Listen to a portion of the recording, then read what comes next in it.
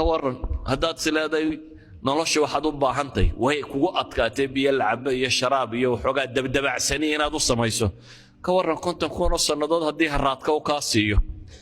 iyo ninka xawdka nabi maxamed ka cabayaan haraadayninba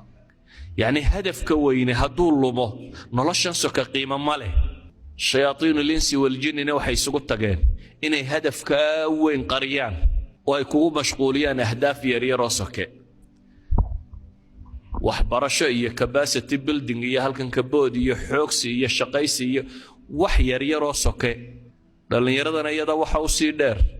qaaraantanaba wax ka tarin baaba lagu sii mashquuliyay hebel baalaadiye heblaaya kolayga ku riday kubad haduu ku rido maxaa ka galay maxaa ka soo baxaya ninba kubad laba birood dhexmariyay maxay nolosha ku soo kordhisay ayuha alikhwa noloshii hadaf leh ayaa qiimo leh hadafku waa gool ama waa yool ama waa meel la hiigsanayo